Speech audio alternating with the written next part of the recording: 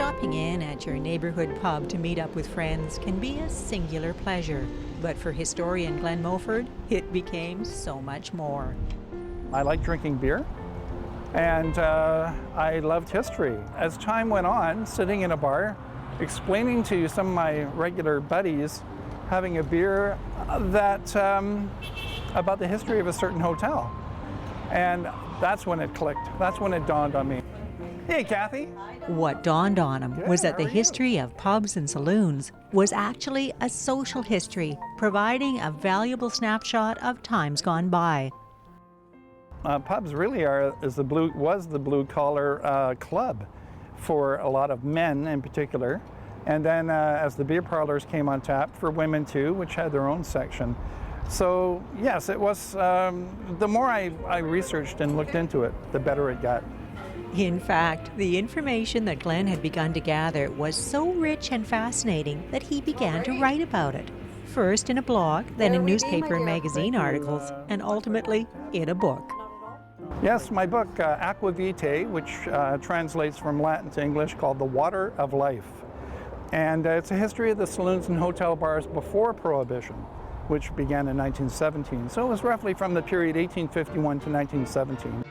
Glenn did his research through archives and museums as well as online, but his favorite source of information was a little more casual and a lot more personal. Some of them, the people that I would sit with, go, my great-grandfather owned the Regent Saloon. It was on the corner of Johnson and Douglas. And they tell me a little story. After a while, I started carrying a little notebook. And I said, do you mind if I just jot that down? So I started to. And I started writing, and that's really where it came from. It was very innocent. Well, Glenn's intentions may have been innocent, but the stories he's gathered run the gamut from the salacious to the downright gruesome. In the 1880s, they were ripping down all the old saloons and building with brick because fire was a real problem in cities. And one worker was prying the floorboards up in the Old Pony Saloon on Government Street. And he revealed a human skeleton that had Dr. Trimble came in, checked the body out.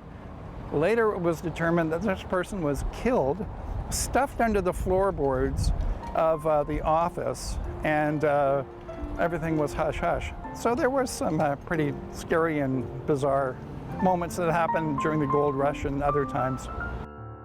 There were also moments happening in Port Alberni at the historic Arlington Hotel, built in 1893.